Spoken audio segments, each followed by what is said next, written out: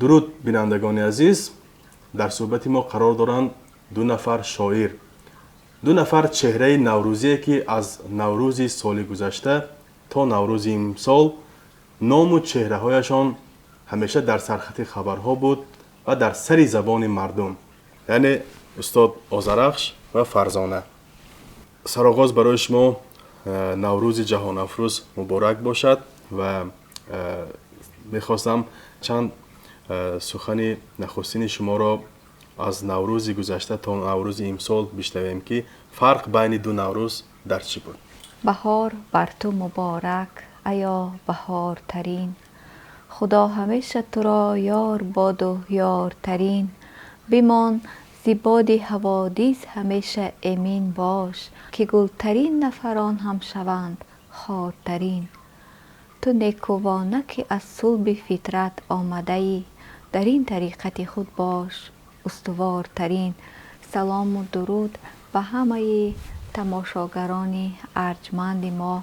از نوروز گذشته تا نوروز امساله خیلی آبها جاری شدند. متاسفانه از بس که زمانی حکمرانی کرونا بود و کرونا در 6 قطعه سیاره تاخت و تاز میکرد و دامان تجاوز دراز کرده بود، اینقدر آدم ها نتوانستند که نوروز نوین را امسال درود گویند. دریغ و درد که چقدر انسان های نجیبی را ما از دست دادیم در تاجیکستان هم و در زندگانی یکایک ما و شما هم چه تحول های بود. و اما امروز شکر خدا که دیگر باره ما و شما با هم آمدیم و نوروز نودمیده، نوروز نورسیده را دیگر باره شادباد میگوییم. نوروز همان نوروز است. از اونجا از اون که نوروز سال گذشته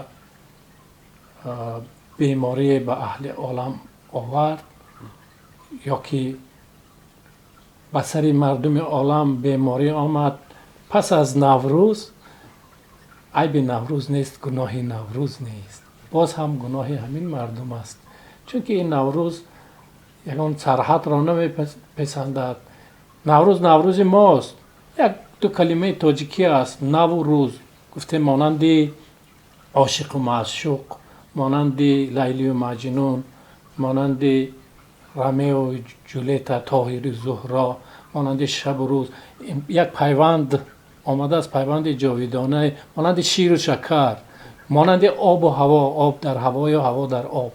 شما که شما که گفتید عیب نوروز نبود یا عیب نوروز نیست، اما میدونیم که همین چاره‌بینی های نوروز سال گذشته بود که بعد آن پیوند با این بیماری یک کمی نام شما و نام استاد فرزانه یک کمی سر زبان ها شد، یعنی که همین منشأش همین محفل های نوروزی بود. نه منشأش ما بودیم.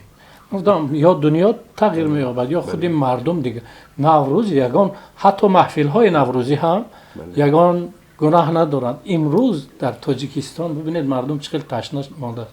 در تمام گوشه و کنار تاجیکستان، از ناحیه به ناحیه و از دهه به دهه، از شهر به شهر محفل های شیر و شکر شاعران و هنرمندان رفته ایستاده است. این با چی تشنگی مردم قبول کرده ایستادن. جای شکر است. در همون شب و روزها یک مصاحبه شما را من بعد این مرخصیتان از بیمارخانه خوانده بودیم و شما گفتید که طول تقریبا 1 ماهی که در بیمارخانه بودیم، طبیب یگانه و بهترین من استاد فرزانه بودم. در همون روزگار برای همدیگر چی شعرهای، چی گفتارهای به هم هدیه میکردید در اون روزهایی که خیلی تاجیکستان و از جمله جهان خیلی در گیرودارها بود و شما نیز در یک حجره های مثلا پی طبابت بودید؟ تشکر. برای اهل جهانیان خیلی جالب است. من اول به همه آن طبیبان و همه آن دکترانی که شب و روز در سر ما بودند تشکر میگویم. اصلا ما باید اگر امکان باشد پیکره هر یک طبیبی که در همین دوره کرونا ویروس خواه در تاجیکستان خواه بیرون از تاجیکستان در اروپا یا در افریقا در خدمت مردم بود، باید پیکرش گذاریم اگر توانیم، چون که دوره قهرمانی انسانیت بود و طبیبان در پیشگاه می ایستادن همیشه و همه آنهایی که مثلا بیماران وقتی که در خانه هاشون نشستند و به کوچه نبرآمدند، این طبیبان بودند که به کوچه برآمدند و در خدمت مردم بودند، در مثلا اون کسبی با شرف خودشان اجرا میکردند در پیشی. بله، اما اون روزهایی که شما پای توابت بودید استاد فرزانه هم همراه شما و بیماردار بودند به قوله درست و همان گپم هم درست برای اینکه طبیب یکم هم فرزانه بانو بود، به این معنی که اولش خیلی خوب علم طب رو میداند، یعنی آموخته است و خیلی خوب میداند، اما برای هر یک بیمار اولین طبیبش همان نفری هست که هم نفسش هست و همراهش هست. مثلا همراه من در بیمارخانه رفته ایستادن فرزانه بانو یکم. دوم اینکه همین که یک مدتی شد مثلا که از هوش رفتیم و بعد 2 هفته وقتی چشم کشادیم، اولین خواهش من همین بود که باید برگردم به خانه، نیستم دیگر در بیمارخانه، چون که در و دیوار و درخت و گل و گیاه خانه طبابت میکند، همراه مثلا همسر بودن، همراه یک آدم همدل بودن، این بهترین طبابت است. در روزگار سلطنت کرونا یک فصل تیره حیات بشریت متاسفانه ما در فکر اجاز و ایجاد کمتر بودیم، زیرا که پیرامون هر یک ما ملک الموت گردش میکرد. شما هرچند در شعر در ایجاد همگام و همپیشه هستید، ولی دیدیم که در آن بیماری که مثلا حتی برادر از برادر دور میشد یا میگریخت، اما در همان لحظه ها هم شما با هم بودید و این بازم بازگوی محبت بی‌نظیر شما بود. اما خوب میدونیم که در همان روزهای پرتکاپو پردهشت بیشتر از 2 شعر شما در سر زبان ها و به قول گیمنی ضد کرونا بود، خدا جان از بلا ما را نگه دار، و یک شعر شما با نام نیایش که خود پدرتان هم برای شفایابی شما خوانده بودن. من میخواستم درباره انگیزه همین شعر کمی شرح میدادید. تشکر. این شعرها را ما وقتی نوشته بودیم که این بیماری القای در چین و در ماچین سر زده بود، به تاجیکستان نآمده بود، القای مردم در همون حالت خیلی ناگوار افتاده بودن و من یک چند شعر نوشته بودم. البته هر یک هنرمندم میخواست که اظهار کند که من همدردی مثلا مردم اروپا هستم، من همدردی مردم کشور همسایه هستم که در دستی مثلا این بلا افتاده است، و چند ترانه ما نوشته بودیم و همون شب و روزی که خود ما در بیماری التهاب شش بودیم، این ترانه ها صدا دادن، گویا برابر صدا دادن در همون مورد، مانند آن شد که ما در بستری بیماری بودیم و آن ایجاد شد.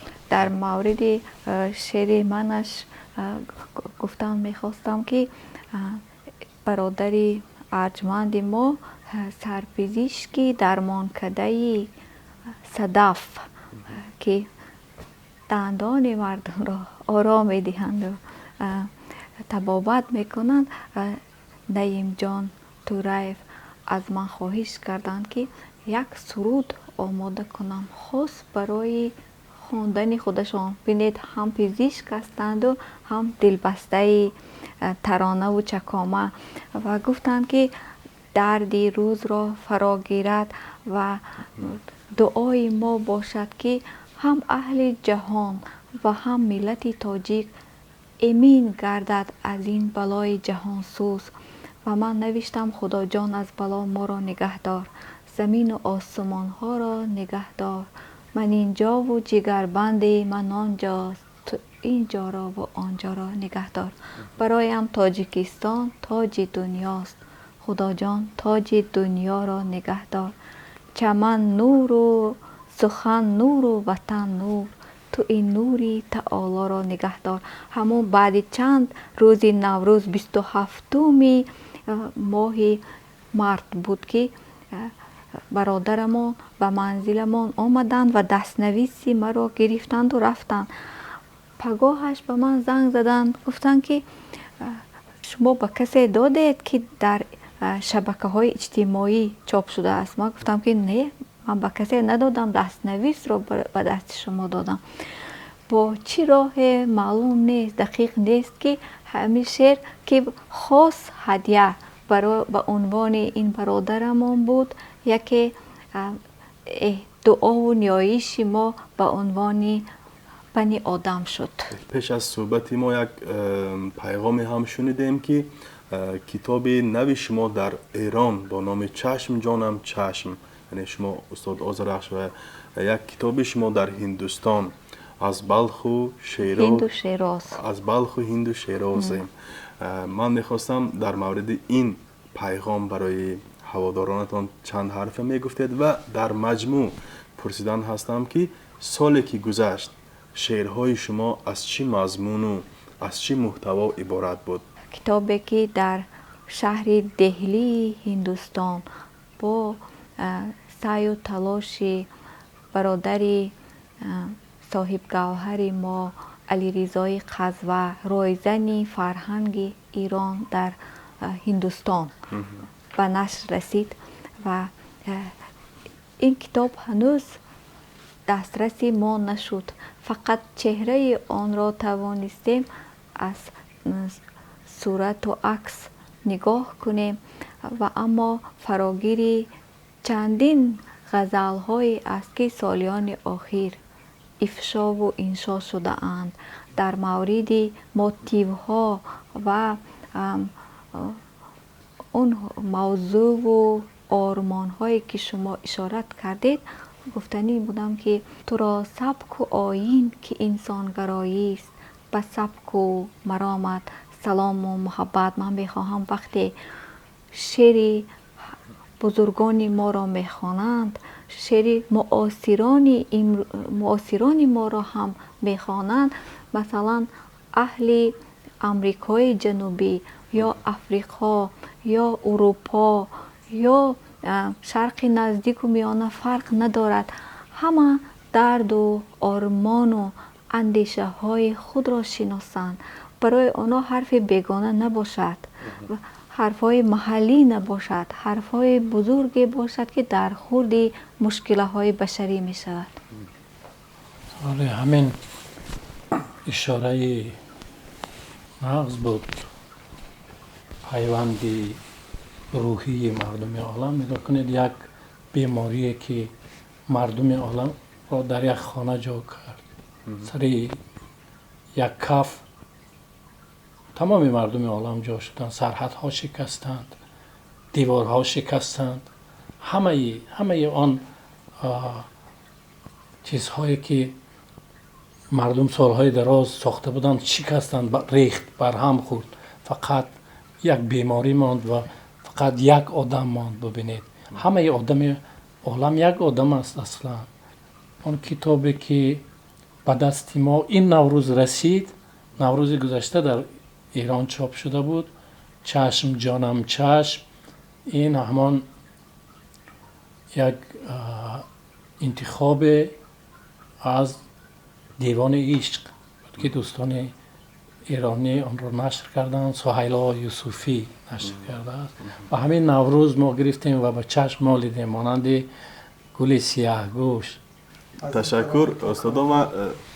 خیلی منم کمی از این کتاب های شما ورق زدم و دیدم که مثلا بیشتر موضوع های اجتماعی هم دارد و شما را خوانندگان و مخاطبانتان بیشتر به عنوان میشناسند که از با جسارتترین شاعران امروزی هستید که بی محابا درد جامعه و مشکلات مردم را نیز میگوید. مثلا چه خیلی شما میگوید نه پول بری نه گل بر درگاهی قبول، در روز امتحان با خود چی میبری. یا خود شما میگید ای دوست دولتی تو یک روز یا 2 روز است.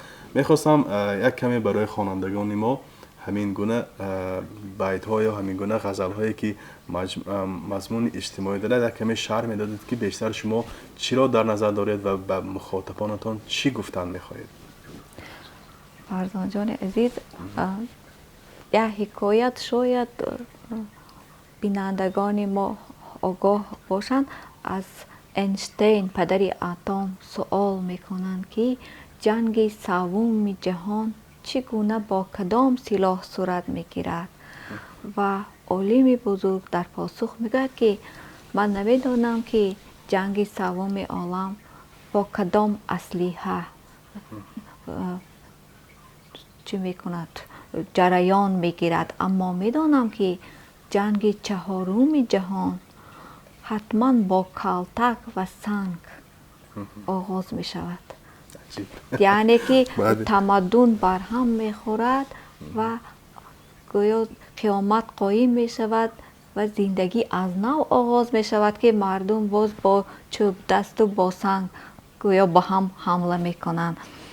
معنیش چیست؟ معنیش این است که اگر این سیاره را قوه های اغوا برانگیز و تیره و اهریمنی دیگر باره به دام جنگ جهان بکشند، دیگر فرجام زندگی می شود و مقطع دنیا و آفرینش. مگذار که جهل گردن افراز شود، پری موشکانی جانربا باز شود. عیب من و توست، عیب به عشق ماست، گر جنگ سوم عالم آغاز شود.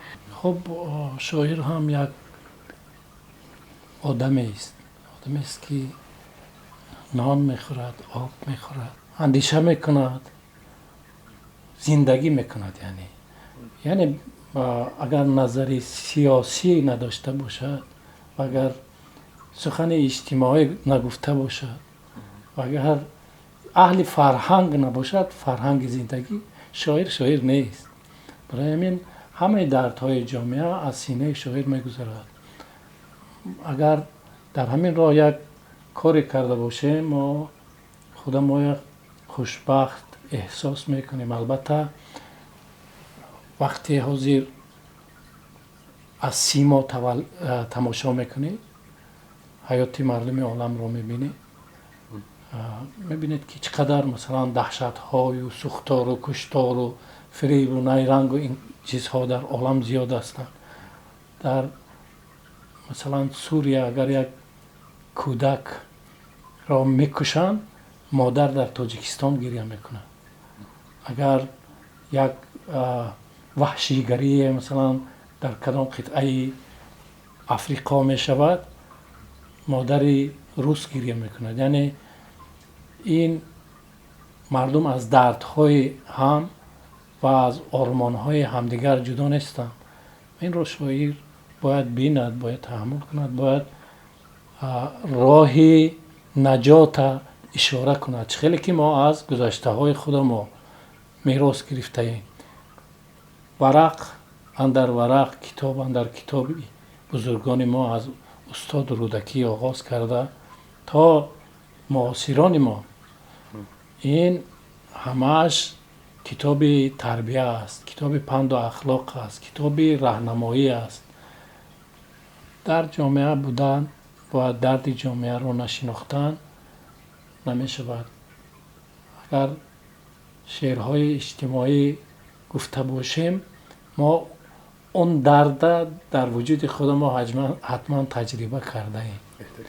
و خیلی خودتان در آغاز صحبت اشاره کردید استاد، شاعر هم مثل همه است، نان میخورد، آب مینوشد و خیلی مثلا میدونیم بیشتر کتاب های شما بیرون از تاجیکستان نشر می شود و در داخل تاجیکستان هم با دست دیگران هم نشر می شود، یعنی که شاید از شما اجازت میگیرند یا نه. اما سوال من این طور است که امروز حق قلم یک شاعر، یک نویسنده در تاجیکستان یا بیرون از تاجیکستان چگونه است؟ قبلا در سالهای نخست استقلال که دیگر درد و آرمان ها ما را اذیت می دادند، یعنی کشوری ما در کارزار قرار داشت و ما پیوسته دعا می نمودیم که از این بد و بلا وطن ما بیرون بیاید و نامه نجات گیرد. اون وقت کتاب به نشر رسانیدن خودش یک مثل همه گل بهمن نوید نوروزی بود. جای آن نداشت که مثلا حق قلم طلب کنیم و این نوع حرفا یعنی که در برنامه ما نبود. و اما حالا زمان فرا رسیده است که خوشبختانه حق قلم و حقوق مؤلف رعایت می شود و این چند کتابی که ما نشر کردیم پرداخت هم شد. خاصه برادری عزیز ما شاعر دولت سفر که راهبر نشریات ادیب هستند با شرطنامه کار میکنند، حق ما را به کاملی پرداختند و بار اول ما دیدیم که مردم در صف کتاب خریدن به نوبت می ایستند. این هم عجیب است. یک پدیده نو شد. پدیده کاملا زیبای است، تبریک کردنی. بله، حق قلم هم ازلی است. مثلا در سالهای وزنین ترین هم من مثلا حق قلم می گرفتم از ترانه هایی که می نوشتم. راستی گپ از هم در تاجیکستان هم در شهر خوجند که زندگی میکنیم، هم بیرون از خوجند آوازخوانه ها بسته‌کاران خواهش میکردند که ترانه سروده بنویسم و حق قلم میفرستاند که این پولی خرد نبود و شکر خدا همیشه یک پول زنده در جیب آدم هست. و حاضر که نه تنها در تاجیکستان آوازخوانه های ازبکستان، آوازخوانه های فارسی زبان بیرون از تاجیکستان مراجعت میکنند که این هم حق قلم، حق حلال ماست. من شکر میکنم. خیلی خیلی بهترین. این سوال من هم بیاده نبود، چون میدونیم که بعضی از شاعران تاجر نیست هستند ولی تاجر از شما شناخت داریم. شما تنها شاعر هستید و به تجارت زیستن آیین توست، فارغ از سودای بیش و کم تو باش گفته بهترین به خود ما. و این صحبت ما چون صحبت نوروزی است، یک پیام و یک ترانه نوروزی شما باشد برای بینندگان. امروز و همه روز تو تبریک عزیزم، نوروز تو تبریک عزیزم. بر خلق جهان چون شفق صبح دم عید، دیدار گنهسوز تو تبریک عزیزم. در بیره و کجره و ششره ما، ارشاد رهاموز تو تبریک عزیزم. جانها و جهانها همه نو شد ز نویدت، اندیشه پیروز تو تبریک عزیزم. هم فصل محبت شو هم اصل محبت، نوروز تو تبریک عزیزم. غزل زگل سرایم به نشانه بهاران، به تو راز دل بگویم به بهانه بهاران. تو بهار گونه هستی و بهار هم تو گونه، تو یگانه به عالم چو دوگانه بهاران.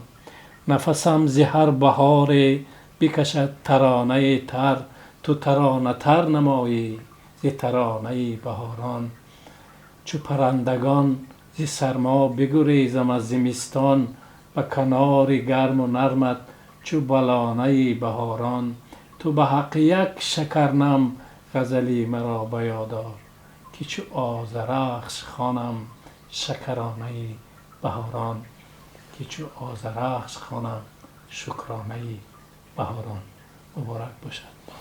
خیلی تشکر به این صحبتی صمیمی و نوروزی و چهره افروزی و بگذار که این نوروز شما، این بهار شما آری از خواطری باشد و همیشه بهار وطن چنین باشد و همیشه بهار عالم چنین باشد. بله و همیشه نوروزی و نوروز اعجاز و نوروز ایجاد باشد. تشکر. زنده باشید فرزند. بینندگان عزیز، در صحبت ما قرار داشتند دو چهره نوروزی تاجیکستان و کل فارسی زبانان جهان، فرزانه و آذرخش.